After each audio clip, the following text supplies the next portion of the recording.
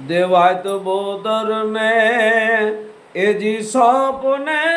આવી એની રાજપૂતાણી બેન તારા ને હરગની ગાદી અન મારાની હાવ બરબાદી તારા ને હરગની ગાદી અન મારાની હાવ બરબાદી એ આહિરો ને તું ઓળખે બેની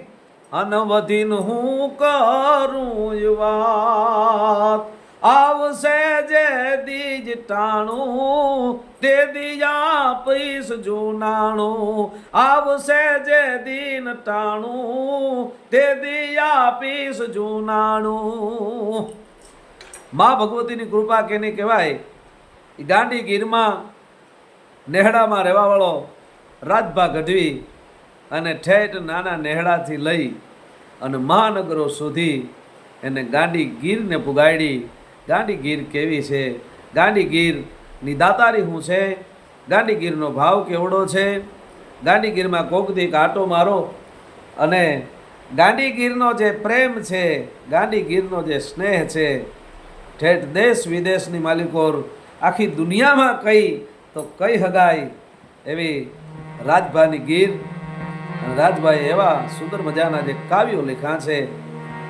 આમાં ઘણીવાર એવું થાય કે ઘણા ઘણા કાવ્યો આપણે બોલતા હોય તો બીજા કાવ્યો ન ગમે પણ રાજભાના કાવ્ય તો કોઈ હજારો વર્ષના જો પૂર્ણ પાયકા હોય એવા કાવ્યો માના ધાવણ જેવા એમાં શબ્દ કી આર હે શબ્દ કી પાર હે સાચા શબ્દ કી જો ખોજ કરે ઓહી સદગુરુ અમેરિયા હા દુલાભાયા કાગ દાદભા બાપુ આ બધાય લખ્યું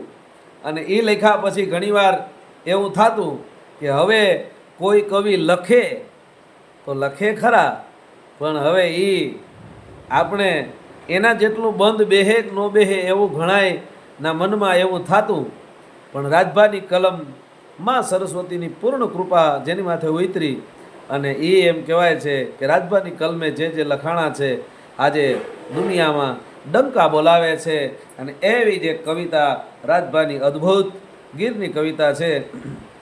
કે હરિયાળી ગીર છે રૂડી અને પવિત્ર પ્રેમ ઘેલુડી એ હરિયાળી ગીર છે રૂડી આ ભીખુદાન ગાતા ગાતા એને કેવું પડે કે રાજાની ગીર છે એ રાજભા ગઢવીનું એક એક કાવ્યને તમે આમ ગાવું ન હોય ધરાર ગવાઈ જાય એમ થાય હાલો ગાઈ નાખીએ આવી મજા છે એના એક એક શબ્દ તમે જુઓ તમને આમ અંદરથી આમ નજરે તરતા આવે કે વાયુ જો પાટે એ જી જાડવા ઝૂલે હાલતા હી ચકલી વાયુ જો પાટે એ જી જાડવા ઝૂલે હાલતા હી ચકલી એ જમના કાંઠે ન જાદવા રે કવિની કલ્પના તો તમે જુઓ કઈ જમના કાંઠે અન જાદવા રે એવી ગોપીયું લેતી રાસ હરિયાળી ગીર છે રૂડી પવિત્ર પ્રેમ ઘેલુડી એવા કાવ્ય અદ્ભુત એક એકથી એક કાવ્ય મને તમને એમ થાય